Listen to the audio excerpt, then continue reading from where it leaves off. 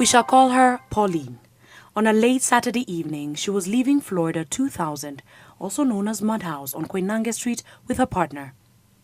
As they were walking through the exit, a woman shouted out behind them, "My lesbians!"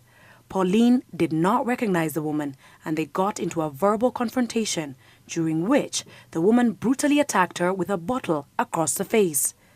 Instead of helping her, the bouncers from the club actually tried to hide the attacker from the police. Pauline was then hospitalized and later sought asylum in the United Kingdom. Pauline's story is not a rare one. Discrimination against the lesbian and gay community often turns violent. A human rights watchdog says it is alarmed over reports of increasing vigilante violence in the country against people accused of homosexuality.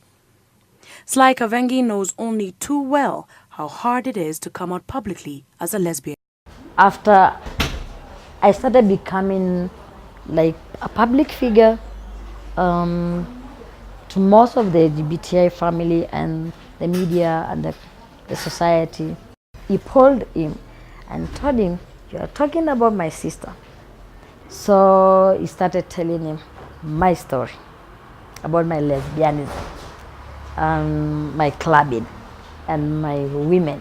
He started calling my friends, my even close friends even didn't know, telling them he's going to kill me. The Gay and Lesbian Coalition of Kenya was started in 2006 after realization that there was need for a safe space for gay communities in this country. In 2011, the Kenya Human Rights Commission published the results of a survey it conducted in the lesbian and gay communities across the country. Among those who came out as lesbian or gay, 89% reported that they were disowned by their loved ones or were discriminated against. This is me and my little life, my little life. Activist and artist Kate Kamunde recounts when her family first found out about her sexual orientation. Drama, especially when I was on the streets, the next few days, I would be confronted by matatu crew, and they would surround me and ask me whether that was me in the papers, because they'd seen me carrying a guitar around and stuff. And yeah, that was a bit scary, because I did not know what their reactions would be. And family just shut me out for a while. Yes, it took several years. So from then, at least now I'm in a place where I call them to check on them, and they don't sound like they really have a problem. So I think I also give them time to just digest everything, and yeah. It's no secret that the issue of homosexuality has become a point of discussion, even in Parliament. They are beginning to realize that the homosexual community in Kenya has numbers and has a lot of following, even from the heterosexual allies that we have within the movement and within families, because we also come from families where certain members of our families are okay with us living our lives happily. That, I think, scares them.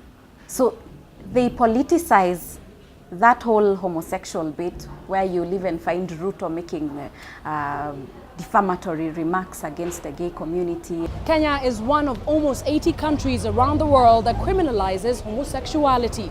According to research, this raises homophobia in our society.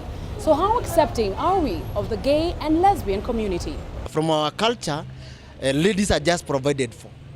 Most of these men that you see joining gayism, they are doing it because they don't want to work. Number one, that is ungodly.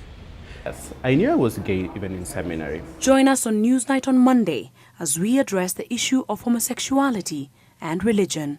For Newsnight, I'm Kobi Kihara.